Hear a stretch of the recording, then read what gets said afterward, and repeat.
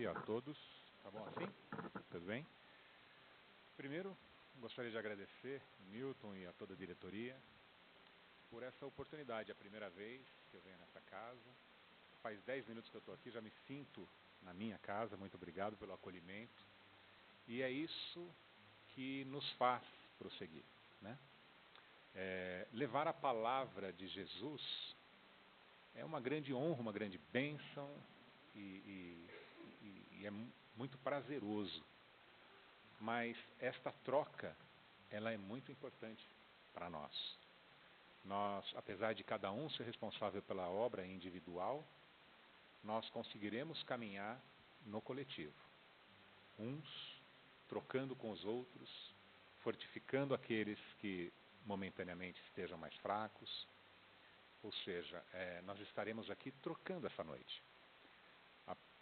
Aproveitando, eu não só não tenho problema nenhum com apartes na palestra, para a gente trocar ideias, como até gosto. Então, fiquem totalmente à vontade para que conversemos e não apenas eu faça uma palestra, tá bom? Bom, hoje nós vamos falar sobre o tema do fermento velho e o novo homem. O fermento velho está em Coríntios, primeira carta aos Coríntios, escrita por Paulo, capítulo 5, versículo 7. Alimpai-vos do fermento velho, para que sejais uma nova massa. Nós vamos discorrer um pouco sobre esse tema, compreender o que ele quis dizer com o fermento.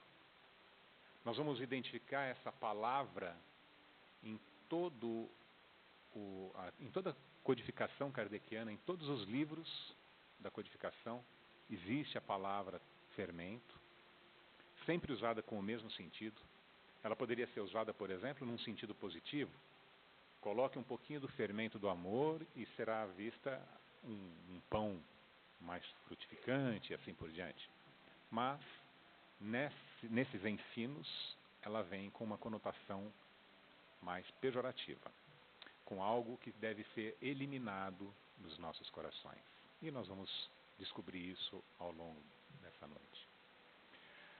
Mas antes, nós vamos falar um pouquinho de quem escreveu isso, por que escreveu isso e para quem escreveu. Como eu disse, foi na carta de Paulo, na primeira carta aos Coríntios. Ele escreveu 2 aos Coríntios. E quem é Paulo?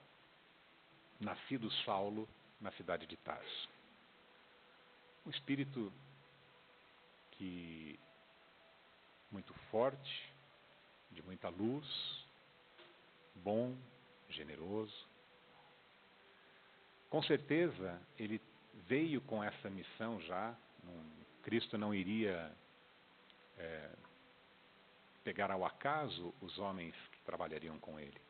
Em todas as grandes missões, os espíritos vêm em conjunto. Cristo nos ensinou que devemos trabalhar em conjunto. Ele poderia tudo sozinho, mas ele teve os seus 12 apóstolos e todos os outros seguidores para consolidar o cristianismo primitivo. E Paulo, apesar de não fazer parte dos 12, era um desses homens escolhidos já por Cristo desde a erraticidade. Mas, como quando entramos na atmosfera psíquica da matéria e nos esquecemos momentaneamente de quem somos, nós corremos o risco de cometermos os erros dos nossos fermentos velhos. E Saulo, nascido, como eu disse, na cidade de Tarso, nascido hebreu, mas também com cidadania romana e grega. Então ele tinha uma tripla cidadania e caminhava por essas 3 culturas de uma forma talvez até exclusiva. Não sei se outro conseguiria caminhar pelas 3 culturas como ele caminhava, falando as 3 línguas, compreendendo as 3 culturas em profundidade. Hoje seria como se ele fosse um cidadão europeu, norte-americano e chinês, falando as 3 línguas e transitando pelas culturas de uma forma tranquila. Doutor da lei, discípulo de Gamaliel. Gamaliel entre os doutores da lei, entre os fariseus, aquele que mais compreendia as Escrituras, que tinha mais amor no coração, aquela experiência de vida.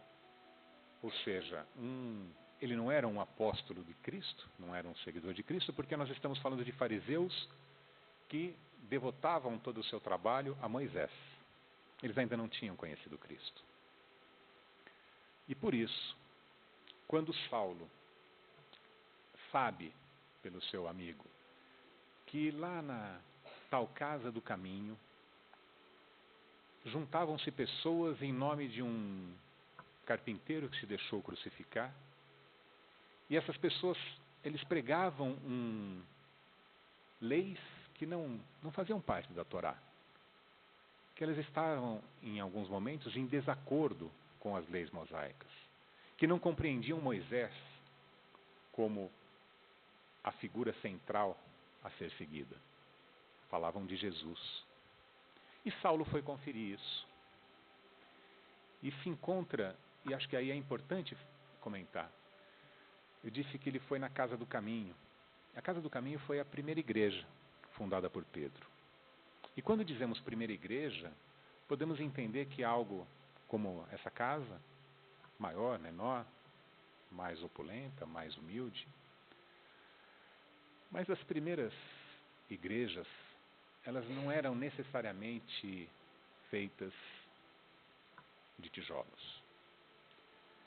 As primeiras igrejas eram a união de seres, como deve ser até hoje, deveria ser.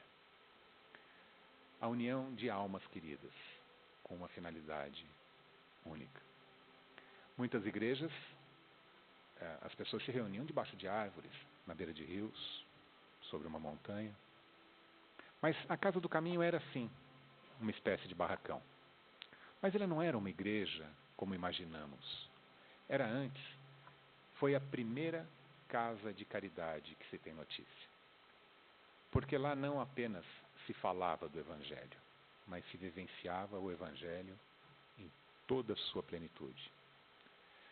Imaginando, gostaria que vocês imaginassem, há 2000 anos, e vou falar na linguagem daquele tempo, né? Hoje deveríamos falar dos rancenienses, as pessoas portadoras de ranceníase, não sei se é ranceniense, mas eram os leprosos, por exemplo, que seriam segregados totalmente da sociedade, abandonados no Vale dos Leprosos. Mas, naquela Casa do Caminho, eles conviviam juntos com as pessoas normais. Os órfãos, abandonados à própria sorte nas ruas, também eram ali acolhidos, e os doentes de toda ordem. E Pedro e outros trabalhadores de Cristo cuidavam diuturnamente desses irmãos, assim como aprenderam com Jesus. E quando dava tempo, eles pregavam o Evangelho com palavras. Aí vem aquela frase, ide pregai o Evangelho, se necessário com palavras. O Evangelho, nós estamos aqui falando de Cristo. E se eu, com certeza, estou pondo um pouco de mim aqui, eu não estou trazendo Cristo puro, então eu estou colocando um pouco de fermento nessa massa cristalina. É disso que nós vamos falar. E se eu estiver apenas falando da boca para fora sobre Cristo, eu posso ler aqui a Bíblia toda, o Evangelho segundo o Espiritismo, o Livro dos Espíritos, e seus corações não serão tocados. Nós só conseguimos tocar corações com sentimentos, vibrando na sintonia daquilo que foi escrito, quando foi. Também estamos tendo já uma noçãozinha do que pode ser o fermento. Mas continuando na história de Saulo, quem aqui leu Paulo e Estevão? Bastante gente, que bom. Para aqueles que ainda não leram, eu recomendo que o façam. E para aqueles que já leram, que refaçam. Eu já li, reli, trili, assim por diante, e eu, durante muito tempo, eu me apresentei como um grande devorador de livros. Eu sempre gostei muito de ler, desde criança. Mas, de alguns poucos anos para cá, eu percebi que eu estava cometendo um grande erro. Eu estava lendo, parece que com uma compulsão. Como nós comemos com compulsão. Comemos muito e aproveitamos pouco. E eu tenho tentado fazer um exercício de não mais ler, mas de sorver. De penetrar no âmago daquelas palavras. De ao estar lendo, estar com o tablet aqui do lado, com o computador, e consultando as coisas, para poder sintonizar e ir cada vez mais fundo. E eu recomendo que vocês façam isso, pelo menos com Paulo Estevão. Porque dos mais de 500 livros escritos por Chico Xavier, pelas mãos de Chico, mas pelos espíritos, neste caso pelo espírito Emmanuel, talvez esse seja a obra-prima. A vida do próprio Emmanuel, não é a vida do próprio Emmanuel, estamos falando de outra coisa. Mas o que eu quis dizer era outra coisa. Quando eu li a primeira vez e a segunda, e está catalogado como romance histórico, não é assim? Eu não sei se vocês já sabem que teremos logo, logo novidades aí pela mídia, provavelmente. Haroldo Dutra, ele coordena 2 grupos de trabalho de pesquisadores com critérios científicos para provar que Paulo Estevão, há 2000 anos, 50 anos depois, Renúncia, Ave Cristo, ou seja, esta coleção de romances históricos escritos por Emmanuel não são romances históricos, são história. E ele diz mais, que se em algum momento tiverem 10 historiadores dizendo que Pompeia foi dizimada no ano 70 e Emmanuel disser que foi em 72, no livro dele, num desses ditos romances, ele vai ficar com o livro de Emmanuel. Apenas como uma curiosidade, Emmanuel, além dessa beleza da escrita que ele tem e de trazer a história com todas as cores e de uma forma poética, como ninguém faz, ele ainda ele enxertou nesses livros um monte de dicas. Vou dar um exemplo, há 2000 anos, se não me engano. Há 2000 anos. Era o fim de tarde, a chuva já tinha cessado, as primeiras estrelas estavam pipocando nos céus, então as carroças já podiam circular por Roma. Eu tinha lido isso uma vez, 2 vezes, 3 vezes, e falei, bom, ele falou isso por falar. Não é? É uma licença poética colocada no livro. Bom, depois de muita pesquisa, o Haroldo e sua equipe conseguiram descobrir que, em 2002, esse livro foi escrito lá por 1938, em Pedro Leopoldo, sem internet. Apenas em 2002, pela primeira vez na língua portuguesa, em Portugal, e Haroldo é juiz de direito. Ele tem contato com 2 estudiosos que acharam uma lei romana de antes de Cristo, lá pelo 30, 40 antes de Cristo, uma lei romana que dizia exatamente assim: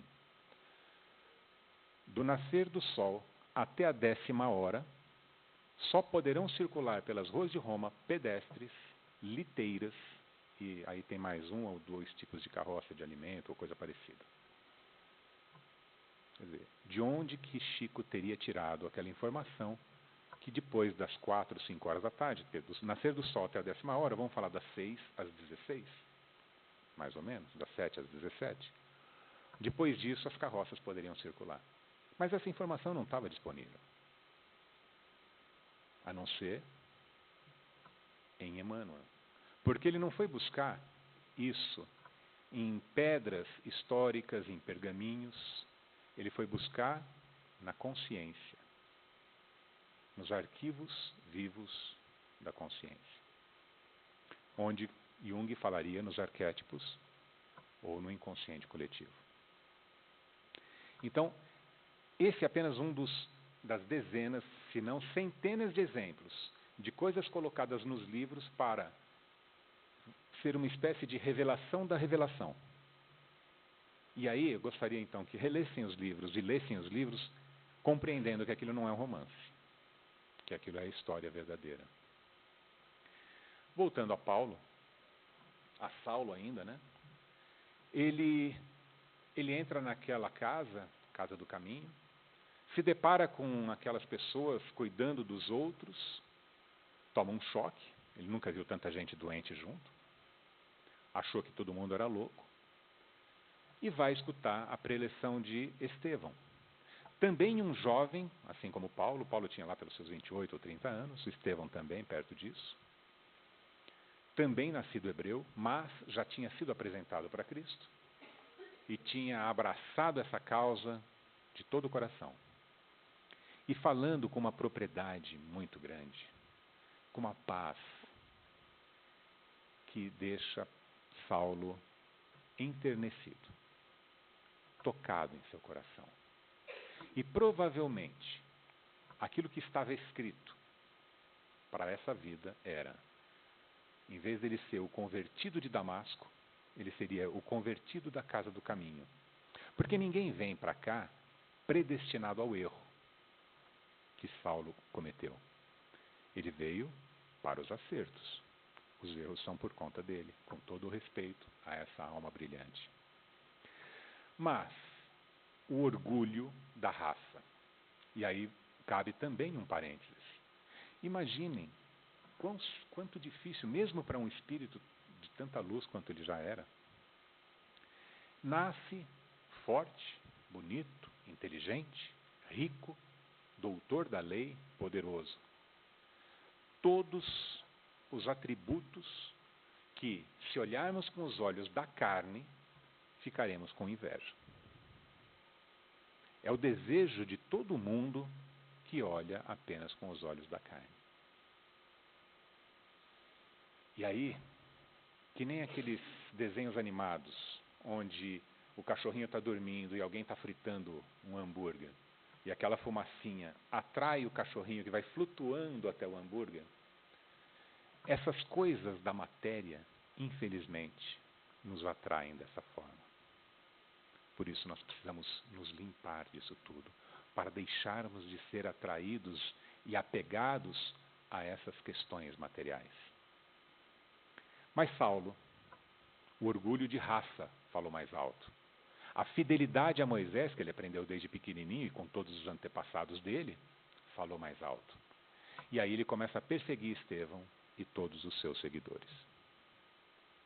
Até que consegue, em um determinado momento, marcar o apedrejamento de Estevão. E como era um momento solene, ele traz Abigail, sua noiva querida, para assistir esse momento de glória dele, Saulo, no Sinédrio.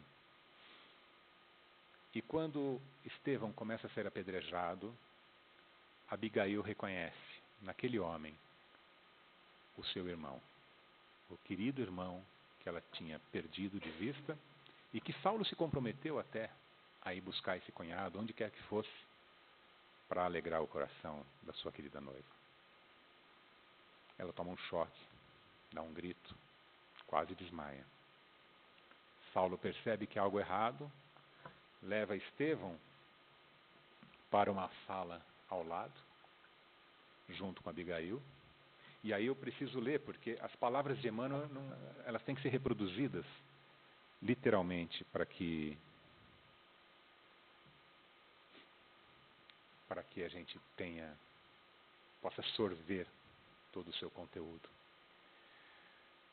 Ele está lá agonizando, o Estevão está agonizando, olha para Abigail e pergunta quem é aquele homem. Ela diz, é meu noivo. Vamos ver o que ele fala daquele algoz, aquele que o perseguiu, o apedrejou e o estava matando. Que Cristo os abençoe. Não tenho no teu noivo um inimigo, tenho um irmão. Saulo deve ser bom e generoso. Defendeu Moisés até o fim. Quando conhecer a Jesus, servi-lo-á com o mesmo fervor. Sê para ele a companheira amorosa e fiel. Conseguem imaginar que um espírito tenha esta grandeza de caráter, esta fidelidade aos ensinamentos de Cristo? E é nisso que temos que mirar. É esta fumacinha do bacon que nós temos que perseguir. Nós temos que ser atraídos por atitudes como essa. E seremos novos homens, novas mulheres, novos espíritos. O doutor da lei fica lívido, não consegue compreender de onde vem tanta paz interior. E mais uma vez, ele quase é tocado por Cristo. Ele fala, nossa, como que esse homem tem essa paz que eu, que sou doutor da lei, que tenho tudo no mundo, não tenho essa paz no meu coração? Realmente, esse Cristo deve ter algo de especial. Mas, logo, o orgulho da raça volta a falar mais alto. Ele não só vira as costas para Estevão e deixa o desencarne acontecer, como ainda rompe o noivado com a sua noiva, com Abigail. Porque ele não poderia casar com a irmã de um criminoso. Passa-se algum tempo. A própria Abigail é convertida ao cristianismo. Ele fica sabendo. Ele foi lá para tentar a reconciliação. Mas soube que um cidadão de nome Ananias a convenceu a seguir Cristo. Volta a fúria contra o próprio Cristo,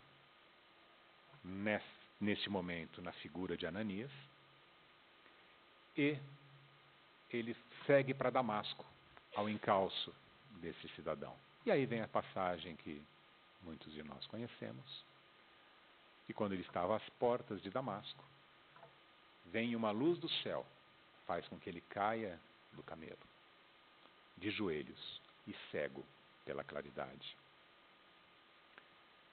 E Cristo diz, Saulo, Saulo, por que me persegues? Em pessoa Cristo vem. Acho que cabe uma reflexão. Eu disse que ele quase foi tocado nas prédicas de Estevão, ele foi tocado naqueles momentos finais de Estevão. O combinado era, provavelmente, Paulo, Estevão, vocês serão os trabalhadores para multiplicar o Evangelho pelo mundo. Trabalhem juntos. Você será um doutor da lei, você nascerá aqui. Um dia um caminho de vocês se cruzará e vocês trabalharão juntos em meu nome. Saulo dá aquela escorregada, Estevão não, desencarna.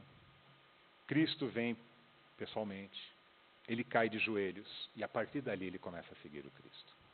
Ali caiu a ficha. Não imediatamente. Ele não foi trabalhar imediatamente. Ele precisou se depurar. Ele tinha muito fermento ainda. Então ele primeiro vai para Tarso, rever a família e é expulso de casa, humilhado. Fica 3 anos no deserto, tecendo. Ele era tecelão. Ele não era tecelão. O pai, um grande comerciante, ensinou aquilo para ele quando criança, prevendo que um dia, se precisasse, ele teria um ofício. E depois de 3 anos, aí vem a história de São Paulo. Este mesmo São Paulo que dá nome à nossa maior cidade, ao nosso maior estado. Aliás, cidade essa fundada pelo próprio Emmanuel, quando veio como Manuel da Nóbrega. E quis fazer uma homenagem a essa luz que estava encarnada na Terra. E a partir daquele momento, Paulo é o grande apóstolo de Cristo. Conhecido como o apóstolo dos gentios. Quem eram os gentios? Os não-judeus. Porque os outros pregavam para os judeus. As sinagogas eram compostas de judeus e os judeus falavam para judeus. Mesmo aqueles cristãos primeiros convertidos falavam lá no reduto do judaísmo.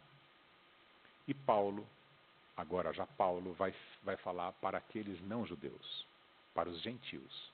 E ele vai fundando uma igreja em cada cidade. Ele rodou mais de 10.000 quilômetros em 3 grandes viagens. Teve naufrágios, foi apedrejado, bateram com vara, bateram com chicote. Ou seja, ele foi marcado muitas e muitas vezes.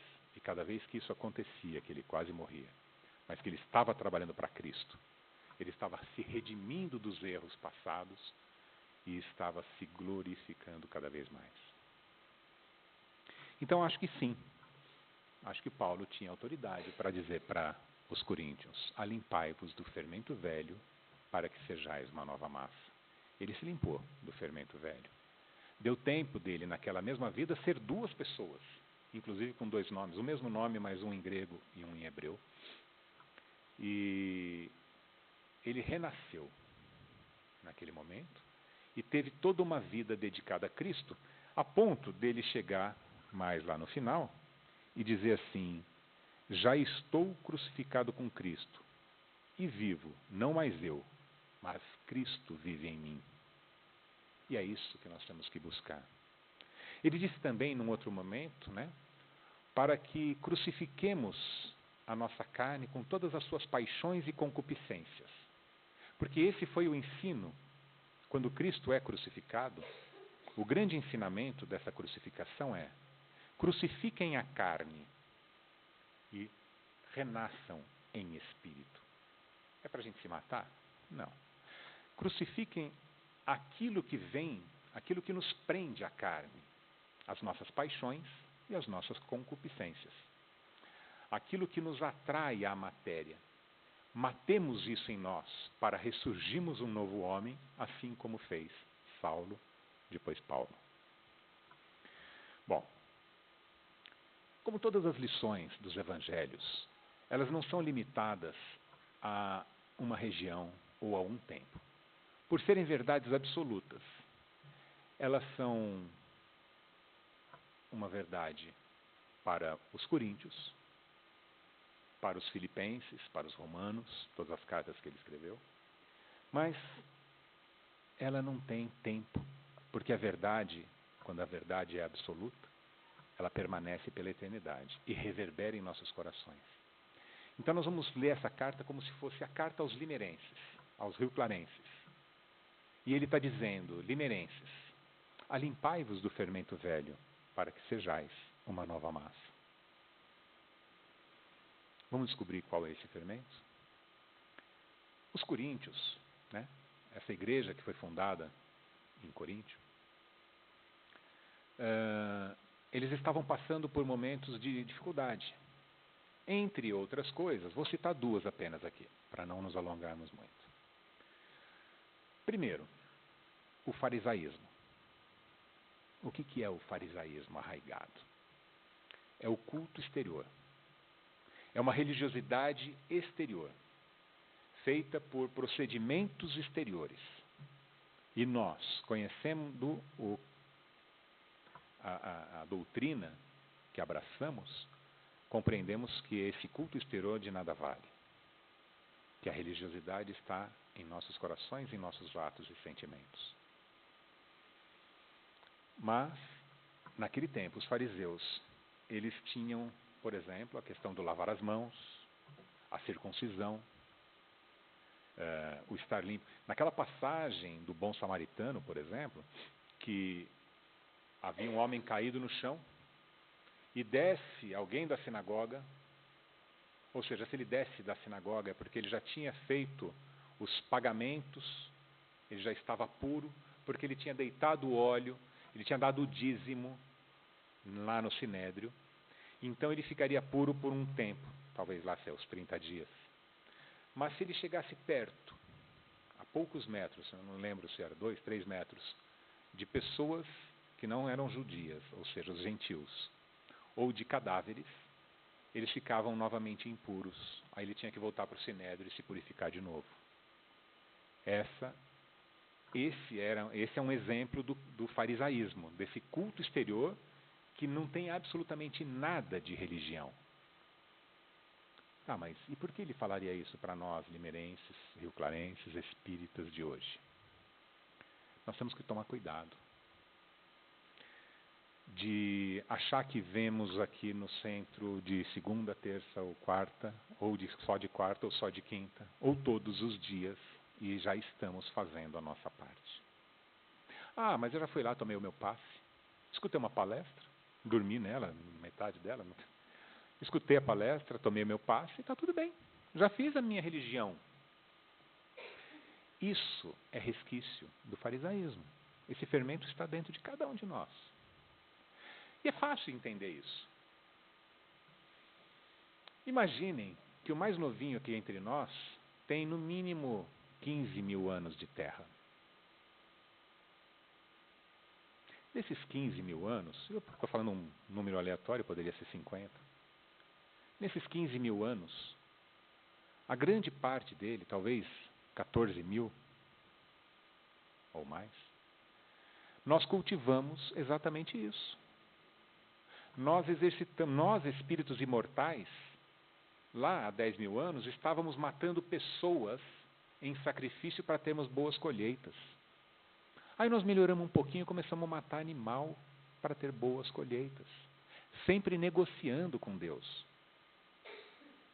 Sempre entendendo que essa questão da religião é uma troca onde nós devemos ser favorecidos meio que no dolce farniente, sem fazer muita coisa, sem fazer esforço. Então nós temos isso. Existe ex-alcoólatra? Não. Uma vez que eu tenho na família, e acho que muitos de nós têm, né? Uma vez alcoólatra, a pessoa pode estar 10 anos sem beber, mas ele é um alcoólatra que está conseguindo se controlar. Uma vez eu vi uma roda de conversas com alguns espíritas e perguntaram nessa roda: pela visão reencarnacionista, existe uma dose segura para o álcool? Pergunta: entre os espíritas existe uma dose segura para o álcool? A resposta dessa pessoa, que não é nenhum desses conhecidos não, falou assim: olha, se compreendermos que somos espíritos reencarnantes e não temos noção de quem fomos na vida passada, não existe dose segura. Imaginem alguém que por 50 anos bebeu, morreu de cirrose, foi para a erraticidade e reencarna. Vocês acham que só porque ele faleceu, porque os vícios não estão na carne. As paixões não são da carne, elas são do espírito. Aí essa pessoa vem, fica 10, 15 anos, tá lá com 18 anos, vai tomar sua primeira cervejinha e volta a beber que nem um desvairado. Por quê? Porque ele ainda era um alcoólatra. A segunda questão dos coríntios teve uma outra passagem lá que fala que, porque tinham seguidores de Apolo. Apolo era um grande palestrante que chegou lá de repente em Corinto e começou a falar. E aí alguns falaram: eu sou de Apolo, eu sou seguidor de Apolo. Eu sou seguidor do Paulo, eu sou do Pedro. E aí Paulo diz assim: eu plantei, Saulo regou, porque eu plantei porque foi ele que criou a igreja. Aí depois apareceu Saulo. Saulo regou, mas o crescimento é de Cristo. Todo o trabalho é de Cristo. Não é do Saulo, não é do Apolo, não é do Paulo, não é de ninguém, é do Cristo. E aí eu pergunto, de novo, para ficarmos atentos, eu não sei se aqui em Limeira, mas lá em Rio Claro acontece. Lá na minha casa, no Verdade e Luz, acontece. Que os trabalhadores de quinta, eles não são assim totalmente, eu sou mais os de quinta, viu? Eu prefiro ali, eu não gosto muito de me misturar lá com os de terça. Eu sou passista, então a gente não combina muito lá com o trabalho doutrinário e assim por diante. Essa carta foi escrita aos Coríntios há 2000 anos. Mas eu acho que ela ainda cabe para nós hoje. Isso falando genericamente e falando das instituições, mas falando pessoalmente, dos nossos próprios vícios, das nossas próprias tendências. E Paulo também diz, em um outro momento ali, que apenas um pouco de levedo, apenas um pouco de fermento leveda toda a massa, azeda toda a massa. Então, olha, eu já estou me limpando bastante, eu já consegui vencer esse vício, aquele outro, tá? Mas se ainda tem aquele pouquinho, toma cuidado. Porque apenas um pouco de fermento leveda toda a massa.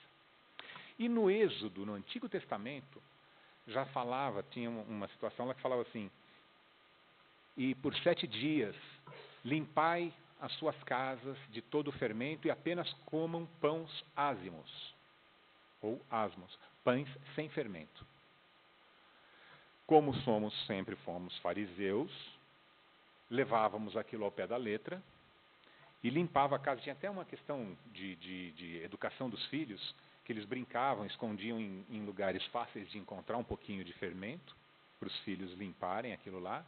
Mas naqueles 7 dias a casa tinha que estar absolutamente impecável, sem fermento. E ninguém podia comer nada com fermento. Isso está em Êxodo.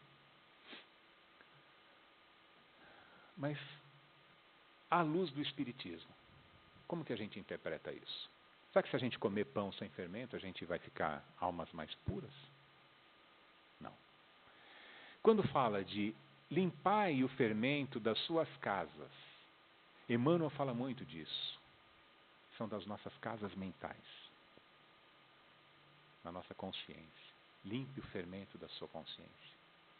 E ao se alimentar de pão, coma pão sem fermento.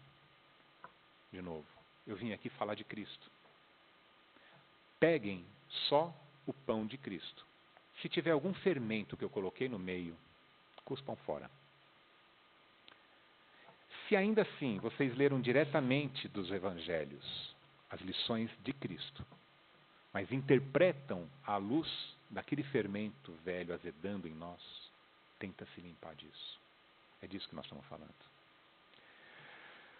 Estamos chegando no final.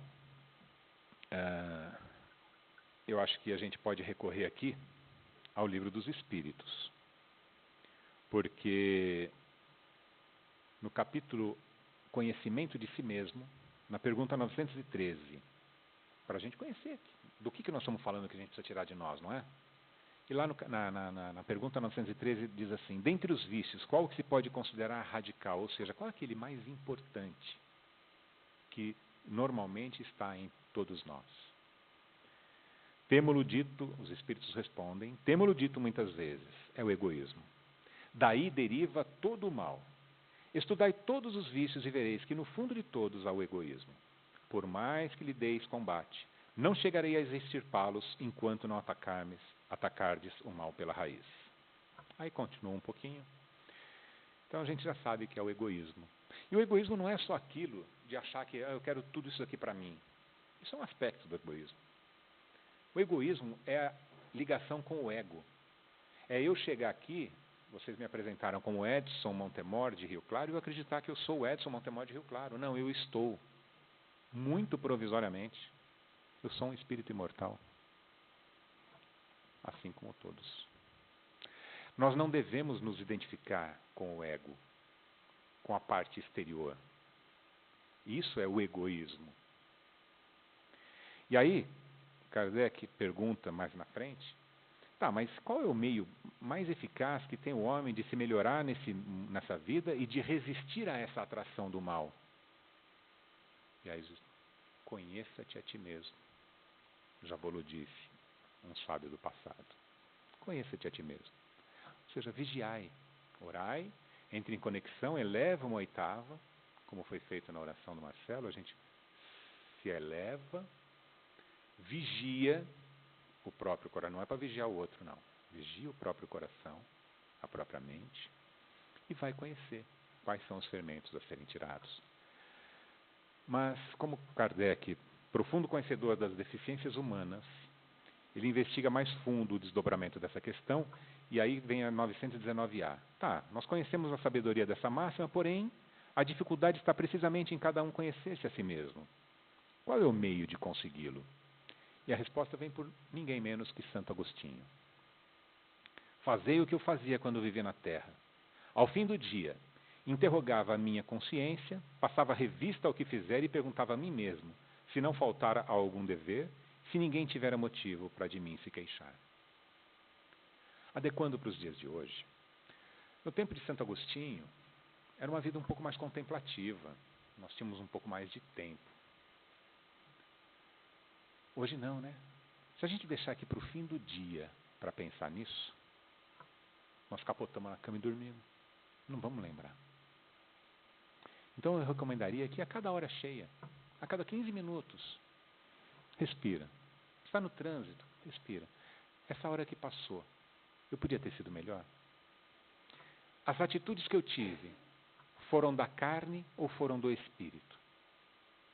Foram do fermento velho ou foram da nova massa? Concordam? A cada 10 minutos, o tempo todo, orar e vigiar. Estamos terminando. Eu queria deixar uma última frase. Muito mais para mim. Eu tenho repetido essa palestra. Então, muito mais para mim. Mas que eu gostaria que também tocasse o coração de vocês.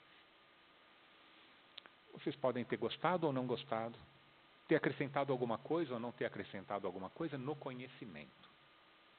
Mas, se isso não os estimular a fazer um pouquinho diferente, a ficar prestando um pouco mais de atenção no fermento que levamos em nós, não vai ter valido a pena.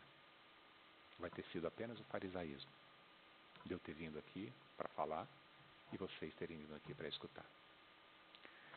Nós vamos acabar com um pequeníssimo resumo em forma de poesia, porque eu entendo que a arte é que toca o coração. São sentimentos que tocam o coração. E a arte é uma dessas formas de sentimento. Fermento velho. Sigamos o conselho de Paulo. Em sua carta aos Coríntios, limpem o velho fermento, origem de todo tormento, o suplício de todos os ímpios. Falou com a autoridade de um apóstolo de Jesus, que hoje vive a verdade carregando a sua cruz. Quanta disparidade! Era outra sua ação, outrora na impiedade perseguia todo cristão. Cristo envia emissários, sinal do seu grande amor. O doutor da lei não os via, cego pelo orgulho da raça, apedrejando irmãos queridos no sinédrio ou na praça, com juízos arbitrários, criando suplício e dor. Mas, a caminho de uma cidade, dos céus desce uma luz. Cego com a claridade não teve dúvidas, era Jesus. A partir daquele encontro, o grande perseguidor, Paulo, refeito na fé, forjado na luz e no amor, transforma o velho fermento, matando o homem cruel. Em Cristo, o soerguimento, nascia o apóstolo fiel. Boa noite. Obrigado.